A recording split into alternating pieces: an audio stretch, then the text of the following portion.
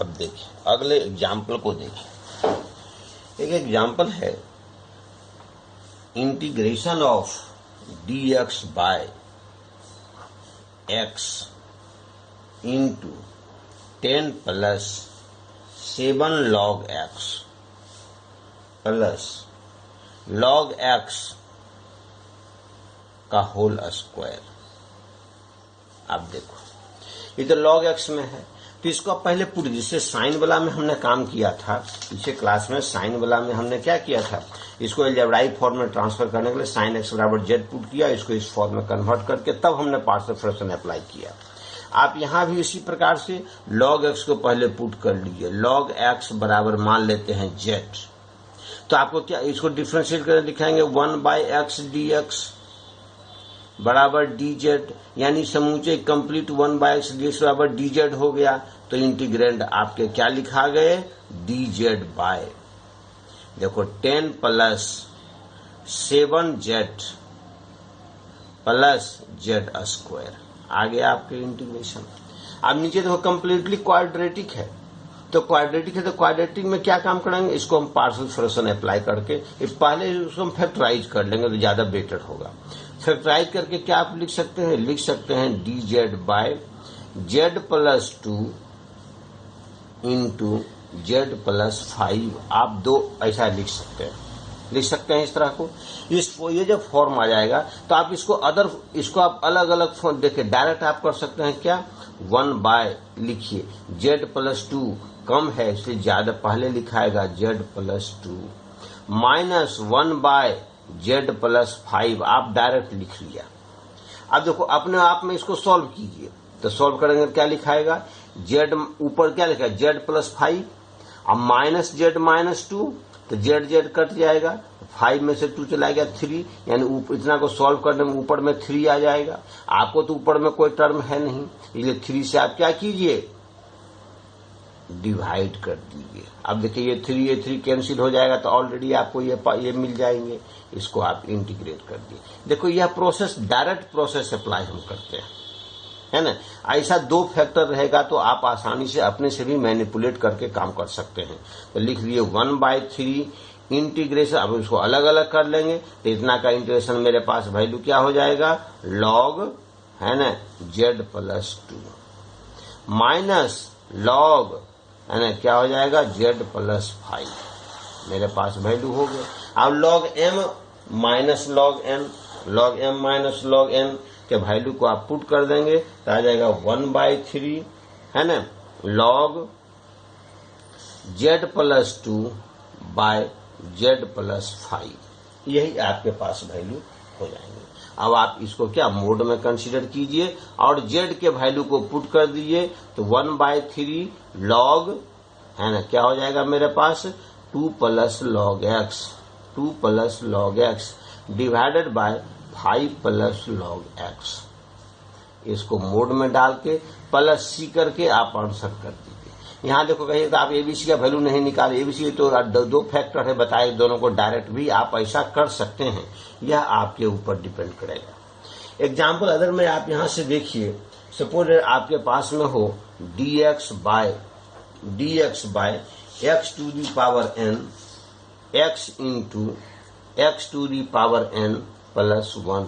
आप ध्यान रखिए एक जनरलाइज तो हमें n टर्म लिया है, n पावर n लिया है, पावर स्क्वायर भी हो सकता है, क्यूब भी हो सकता है, टू दी पावर 4 कुछ भी हो सकता है, तो इसमें हम एक n टर्म जनरलाइज अवस्था में हमने लिया है। तो आप क्या काम कीजिए, है ना, पुट कीजिए। यहाँ देखिए 2 फैक्टर इस प्रकार पहले बनाए, पर लीनियर फैक्टर पहले बनाइए। Put x to the power n plus 1 बराबर पहले लीजिए z, आप ले लीजिए। इसको डिफ्रेंशिएट करेंगे तो आ जाएगा n into x to the power n minus 1 into dx, 1 का 0 हो जाएगा dz। इसको लिख सकते हैं n into x to the power n dx divided by x। ऐसा x टू n माइनस 1 को ऐसा लिख सकते हैं इज इक्वल टू dz, यानी आप लिख सकते हैं dx बाय x के वैल्यू को लिखेंगे 1 by n into x to the power n into dz। X to the power n के बदले आप लिख सकते हैं x to the power n बराबर लिख सकते हैं जेड माइनस वन, यानी आप लिख सकते हैं जेड के टर्म यानी डी एक्स बाई एक्स को आप जब इसको आपने जेड बना लिया तो समूचे टर्म को जेड के रूप में लिखना है, तो डी एक्स बाई एक्स का वैल्यू आपने लिखा तो n into z minus one into हो गया मेरे पास वैल्यू इंटू क्या डी जेड, यानी इतने के वैल्यू को आप इतना आप रिप्लेस कर सकते हैं। तो ये अब इंटीग्रेंड आपके पास क्या वैल्यू यहाँ हो जाएंगे, देखिए डी एक्स बाई एक्स के बदले इतना लिख लेंगे, इतना के बदले हमने जेड माना है, आप इसको लिखेंगे तो क्या लिखेंगे आई के वैल्यू, आई का वैल्यू आप लिखेंगे अब यहाँ से integration of D x by x के बदले हो जाएगा 1 बाय एन है ना डी जेड बाय है ना एन इंटू है ना एन इंटू क्या होगा जेड माइनस वन और इंटू इतना के वैल्यू को आपने जेड माना है इंटू जेड, तो एन तो कांस्टेंट है बाहर निकल जाएगा 1 बाय एन आ जाएगा, इंटीग्रेशन हो जाएगा d z by z into z minus one. अब देखो फिर देखो दो फैक्टर है, इसको आप अपने से डायरेक्ट प्रोसेस के यूज करके भी आप अलग अलग कर सकते हैं। 1 बाय एन इंटू है ना, देखिए किस प्रकार करेंगे तो 1 by z minus one x में रख लेंगे, अब माइनस 1 बाय जेड कर देंगे, तो देखिए इस दोनों को सॉल्व करेंगे तो Z minus Z plus one, Z Z cut गया प्लस वन ही आ जाएगा, इसलिए कोई दिक्कत की बात नहीं है, आपके पास डी जेड हो जाएंगे इंटीग्रेशन। समझ गए इस बात को। अब आप इस दोनों को अलग अलग कर दीजिए, अलग अलग करके इंटीग्रेट कीजिए या जैसे प्रोसेस हो आप अप्लाई कीजिए। आप लिखेंगे लॉग है ना z minus one log z minus one minus log z हो गया, यानी 1 by n into z minus one, इसके वैल्यू को भी आप पुट कर सकते हैं, तो वैल्यू जब पुट कर देंगे तो आपके पास कितने हैं, आप इसको इस अवस्था में भी लिख सकते हैं log z minus one by Z mode कर लेंगे और जेड के वैल्यू को आप पुट कर दीजिए, यानी 1 बाय एन लॉग है ना लॉग जेड माइनस वन का वैल्यू कितने हो जाएंगे, जेड माइनस वन बराबर x to the power n, यानी x to the power n divided by z का वैल्यू है x to the power n plus one, इसको आप मोड लेकर के प्लस सी लिख करके आप इसके आंसर को लिख सकते हैं। अब देखो एन का वैल्यू 2, 3, 4, 5 कुछ भी हो उस हिसाब से अब इस फॉर्मूला को डायरेक्ट भी आप यूज कर सकते हैं, कोई दिक्कत नहीं है। समझ गए इस बात को। इसके बाद देखिए अलग अदर फॉर्म्स है, अदर फॉर्म्स फॉर्म सेकेंड, ये देखिए आपके पास क्या है लीनियर फॉर्म, हमने आपको बताया था non repeated linear factors.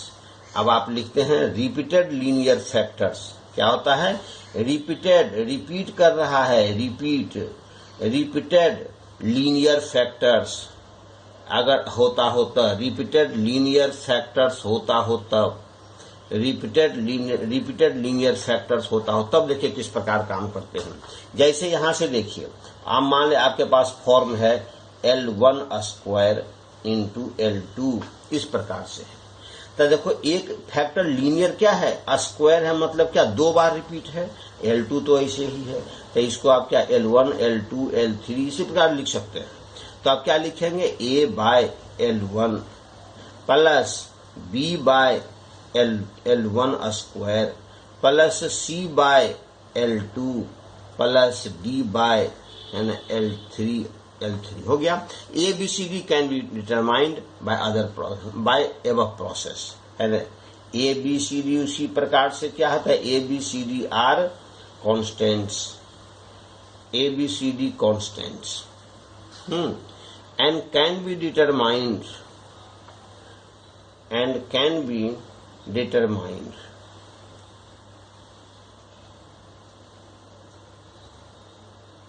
Bye पहले प्रोसेस में हम बता चुके हैं बाय है ना प्रीवियस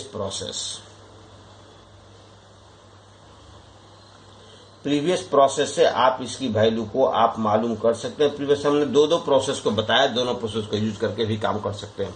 आप जैसे देखिए हम एक एग्जाम्पल कंसीडर करते हैं। एग्जाम्पल क्या है आपके पास, जैसे देखिए आपके पास लिखा हुआ integration of 3x minus 5 divided by x minus x plus 1 whole square into 3x minus 2 into d x. अब देखो ये टर्म में x प्लस 1 जो फैक्टर है वो स्क्वायर है, 2 बार रिपीट है, तो इतना को आप पार्शियल फ्रैक्शन से पहले आप अलग अलग कीजिए। लिखेंगे 3x minus 5 divided by x plus 1 whole square into 3x minus 2 को आप क्या लिखेंगे a by x plus 1 plus b by है ना x प्लस 1 का whole square plus c by 3x minus 2। देखिए ऊपर में क्या है हम नहीं ध्यान दे रहे हैं, नीचे केवल फैक्टर है, इसको हम अलग अलग कर लिया, ऊपर के बदले में एबीसी लिख लिया। एबीसी के वैल्यू को हम लोग इवेल्युएट करते हैं किस प्रकार से, इसी पर जैसे हम पहले भी इवेल्युएट कर चुके हैं, प्रीवियस प्रोसेस में हमने आपको बता दिया है कि क्या क्या प्रोसेस है। Into 3x minus 2 is equal to, तो देखो यहाँ एलसीएम लेंगे तो हो जाएगा x प्लस 1 का whole square into 3x minus 2। यहाँ देखो a इंटू है ना x plus 1 into 3x minus 2 plus b into है ना 3x minus 2 plus c into x plus 1 whole square. तो नीचे का टर्म तो ऑलरेडी कैंसिल इसी प्रकार हो गया, तो लिखाया आपको 3x minus 5 is equal to a into x plus 1 into 3x minus 2 plus b into 3x minus 2 plus c into x plus 1 whole square. देखिए हमने अब बताया था कि ऐसा वैल्यू पुट करेंगे जिससे क्या सभी टर्म 0 हो जाए एक्सेप्ट 1, एक टर्म को छोड़कर सब टर्म 0 हो जाए, तो एबीसी के वैल्यू को हम इवेल्युएट करने का प्रोसेस हमने बताया। कहां पर, linear non repeated linear factors के में, वो यहां भी अप्लाई कर सकते हैं। हमने लिखा है इस चीज को यहां पर कर दिया है ना, क्या था, comparing the coefficients of similar powers of variables on both sides, है ना, सिमिलर पावर वेरिएबल भी कंपेयर कर सकते हैं, या put the values of variables on such a way that all terms become 0 except 1, या ऐसा वैल्यू पुट करें कि एक टर्म को छोड़ करके बाकी सब 0 हो जाए। दोनों प्रोसेस या तो दोनों को मिक्स करके आप अप्लाई कीजिए या किसी एक को अप्लाई करके चलिए, ये आपकी इच्छा पर निर्भर है, आप अपना बना सकते हैं।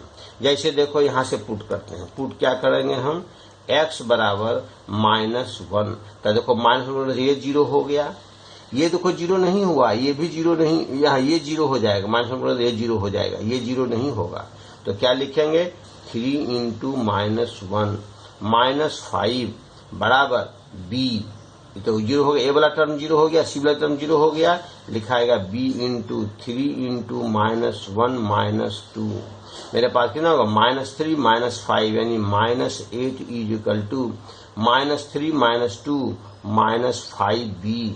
देयरफॉर b का वैल्यू क्या आ जाएगा 8/5, b का वैल्यू कितने आ गए 8/5। समझ गए इस बात को, b का वैल्यू कितने चले आए। सो अब यहां से देखो, अब फिर देखो क्या वैल्यू हम पुट करेंगे, फिर पुट अगर वैल्यू करते हैं पुट x बराबर क्या सभी टर्म 0 हो जाए, तो देखो इसको 0 करो तो 2/3 यानी 2/3 पुट करो, तो देखो ये 0 हो गया, ये भी 0 हो गया, c 0 नहीं हुआ, तो पुट करेंगे 3 into 2/3 -5 is equal to c into 2/3 है ना प्लस 1 होल स्क्वायर। यह मेरा था 3 3 जा 9, 3 2 जा 6, क्या 6/5, 3 3 से कैंसिल हो गया, तो 2 -5 यानी कि -3 इज इक्वल टू 3 + 2 5, 5/3 यानी c इंटू क्या 25/9 यानी देयरफॉर c बराबर हो जाएगा -25/27, 25 c बराबर -25/27, समझ रहे ना, 25 हो जाएगा ना, 3 to 5, c का वैल्यू क्या होगा 27 -3, तो c इंटू 25/9, तो सीधा 27/25 -27/25, 27/25 सी का वैल्यू हो गया। अब बी के वैल्यू को कैसे हम इक्वेट करेंगे, ये तो पता नहीं है। आप एक्स भी एक वैल्यू 0 पुट कर सकते हैं, अपने मन से ऐसे भी पुट कर सकते हैं, पुट एक्स बराबर क्या 0। अगर 0 पुट करेंगे तो मेरा वैल्यू हो जाएगा -5 इज इक्वल टू, देखो इसे पुट करने से क्या होता है, सब टर्म 0 हो गया है ना। ये सब ए बी सी का तो वैल्यू यहाँ से जानते हैं, इसके वैल्यू को पुट कर देंगे तो एक्स बराबर 0 पुट करेंगे तो यहाँ -5 होगा, यहाँ 0 हो जाएगा तो हो जाएगा ए इंटू क्या बच जाएगा 1 हो गया, इंटू -2 1 इंटू -2 है ना, प्लस बी इंटू -2 प्लस सी इंटू 1 हो गया। अब यहाँ से एक ए और बी सी और बी का वैल्यू पुट कर दीजिए तो -5 इज इक्वल टू -2a, ए का वैल्यू निकालना है -2a, प्लस बी के वैल्यू हमको पुट कर देना है, बी कितना है 8/5 इंटू -2, प्लस सी कितना है -27/25। अब देखो इसीलिए ए मेरे पास कितने यहाँ से कैलकुलेट होकर चले आएंगे, इसीलिए है ना -5 इज इक्वल टू -2a अब -16/5 और -27/25 यानी -2a बराबर हो जाएगा -5 प्लस 16/5 और plus 27/25 is equal to 25।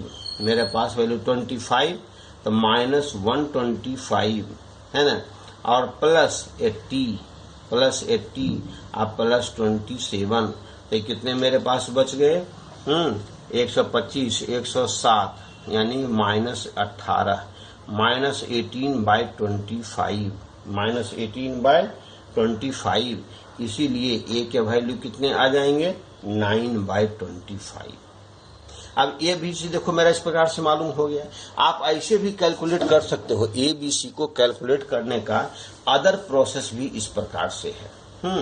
Comparing the coefficients, देखो कंपेयरिंग उसे वैल्यू पुट करके निकाले, कंपेयरिंग द कोफिशिएंट्स को कंपेयर कीजिए, comparing the coefficients of like powers of variables, like powers of variables, और वेरिएबल के लाइक पावर को आप कंपेयर कीजिए है ना। जैसे इस साइड देखिए, यह जो आपका जो एक्सप्रेशन दिया गया, इस एक्सप्रेशन में आप चलिए क्या क्या आपके पास होंगे। जैसे देखिए coefficient of x square, coefficient of x square, तो देखो एक्स स्क्वायर इधर कोफिशिएंट है नहीं है यानी 0, चलो हो गया 0 बराबर इधर एक्स स्क्वायर का कोफिशिएंट क्या आएगा, देखो एक्स को 3x से गुना करेंगे तो जाएगा 3x स्क्वायर आई इंटू ए, 3ax square, x square coefficient कितना आ गया 3a, यानी यहां से आ जाएगा 3a, यानी यहां से हो जाएगा 3a। और देखो यहाँ पर एक्स स्क्वायर कोफिशिएंट नहीं होगा ही नहीं, यहाँ पर x square plus 2x plus 1 होगा तो एक्स स्क्वायर कोफिशिएंट क्या हो जाएगा सी से मल्टीप्लाई करेंगे यानी प्लस सी, यानी 3a प्लस सी बराबर 0। इक्वेशन 1 हो गया, इक्वेशन नंबर फर्स्ट। अब आता है कोफिशिएंट ऑफ एक्स का कोफिशिएंट देखिए, एक्स का कोफिशिएंट इधर है 3 तो इधर है 3 बराबर है ना, क्या क्या आएगा देखो एक्स को इससे गुना करेंगे -2x अब प्लस 3x, तो -2x प्लस 3x कितने हो जाएंगे प्लस x को a से गुना करेंगे तो ax, यानी x का कोफिशिएंट होगा यहाँ पर a हो गया। अब यहाँ से x का कोफिशिएंट कितने हैं 3b, यहाँ पर है प्लस 3b है ना, प्लस देखो यहाँ ऐसे कोफिशिएंट देखो 2a आएगा 2x को c से गुना करें यानी 2c, यानी हो जाएगा प्लस 2c। देखो इक्वेशन नंबर 2। अब आ जाएगा कोफिशिएंट ऑफ ये कांस्टेंट टर्म, क्या होगा कब है कांस्टेंट टर्म इधर कितने हैं -5, इधर आपको है -5 इज इक्वल टू, यहाँ पर कांस्टेंट टर्म कितने होंगे, 1 को 2 से गुना करें तो -2 और a यानी -2a, यहाँ को कांस्टेंट टर्म कितने होंगे, -2b और यहाँ कांस्टेंट कितने हो जाएंगे, 1, यहाँ 1 होगा तो 1 को c से गुना करें यानी 1 यानी कि +c। देखो +c, यह होगा तीसरा इक्वेशन।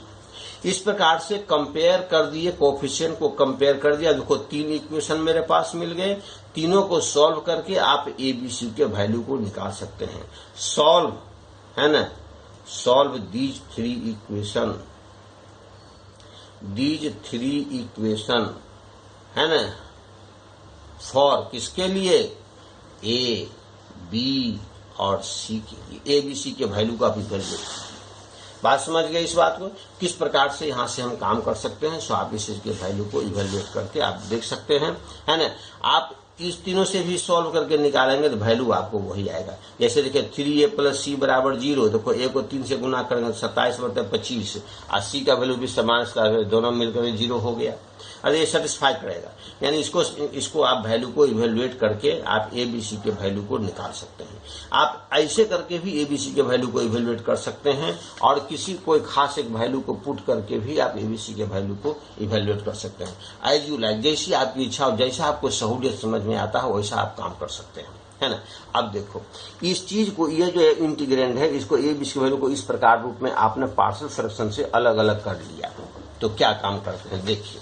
अब आता है integration of 3x - 5 divided bye, क्या आपके पास में है, x + 1 का होल स्क्वायर, x + 1 का होल स्क्वायर इंटू 3x - 2, क्या है 3x -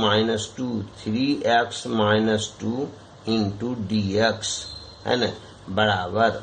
देखो a का वैल्यू क्या लिखा है ना, a के वैल्यू को आप इसमें पुट दीजिए कर, a बराबर कितने चले आए, -a का वैल्यू कितना आया 9/25, 9/25 क्या आ जाएगा, 9/25 इंटू 1/x + 1 हो गया a का वैल्यू। b के वैल्यू कितने हैं, b 8/5 हो जाएगा plus 8/5 into x + 1 whole square. अब c के वैल्यू कितने हैं, -27/25 इंटू 3x - 2। देखो इतने को आप इस रूप में, इतना रूप में आप एक्सप्रेस कर दीजिए, यानी अब आ गया dx, इंटीग्रेट कर देंगे, हो गया। अब इसको आप अलग अलग करके इंटीग्रेट कर दीजिए, आ जाएगा 9/25 integration of 1/x + 1 into dx plus 8/5 है ना, इंटीग्रेशन ऑफ dx बाय है ना x + 1 का होल स्क्वायर और -27/25 integration of dx bye 3x - 2।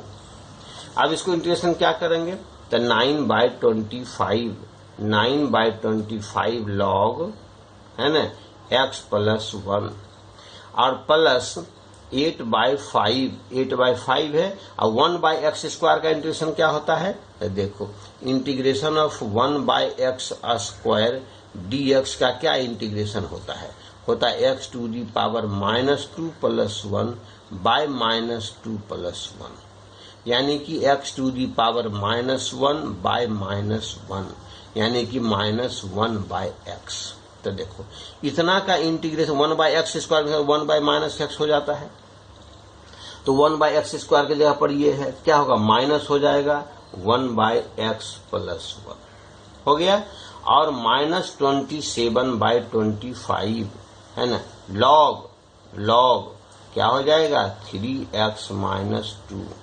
आप इसको मोड में कंसीडर कर सकते हैं, इसको मोड ले सकते हैं और अब उसको आंसर लिखना है तब +c करके आप इसको आंसर भी कर सकते हैं। समझ गए इस बात को, किस तरह से इस चीज के वैल्यू को हम इवेल्युएट करते हैं, आप समझ गए। कितने मेरे वैल्यू आ गए, सो है ना। समझ गए इस बात को, क्या क्या मेरे पास वैल्यू आता है ना। और देखो x के रेस्पेक्ट में हम इंटीग्रेट करते हैं, x का कोफिशिएंट 3 है, इसलिए 3 से इसको क्या करेंगे, हम इसको डिवाइड भी कर देंगे। कोई दिक्कत नहीं, मेरे पास वैल्यू हो जाएंगे, कोई दिक्कत नहीं इसमें, नहीं इसमें काम करते चले जाएंगे, है ना।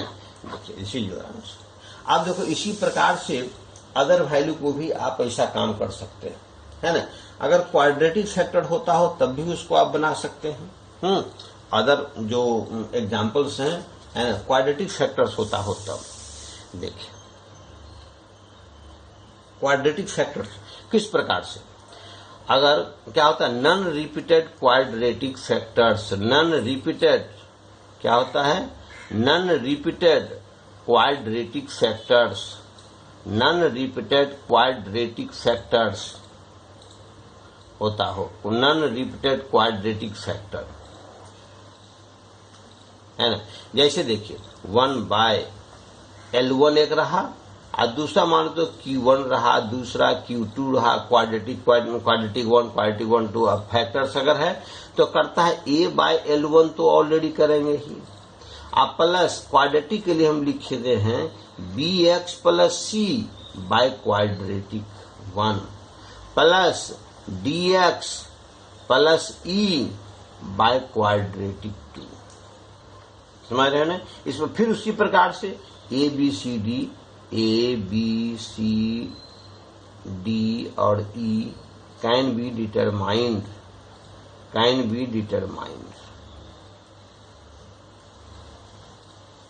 बाय प्रीवियस प्रोसेस से आप ABC के वैल्यू को आप इवैल्यूएट कर दिया, है ना। जैसे देखिए एग्जाम्पल यहां से काम करते हैं, है ना। इंटीग्रेशन ऑफ dx बाय आपके पास हो x³ + x² + x + 1।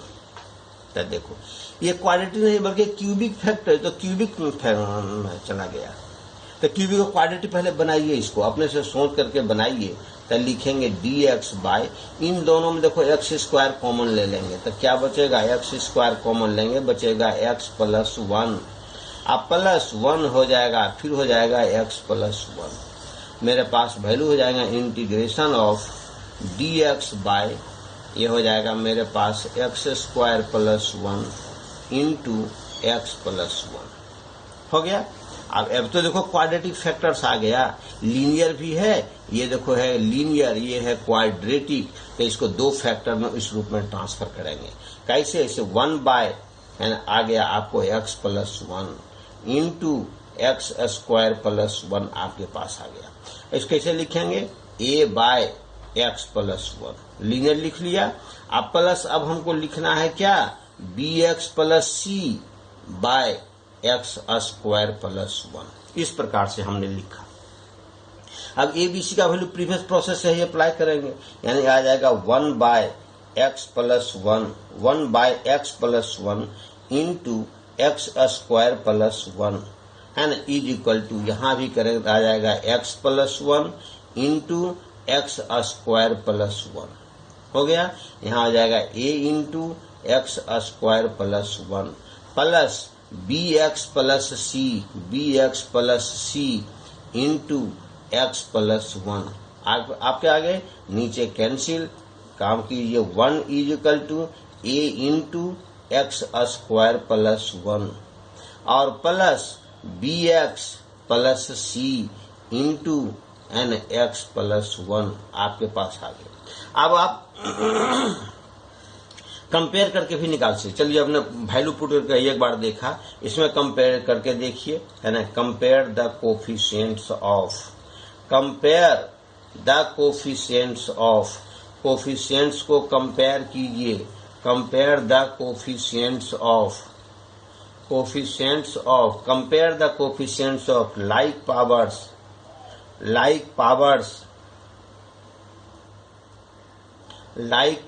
Of variable के लाइक पावर के कोफिशिएंट्स को आप कंपेयर कीजिए।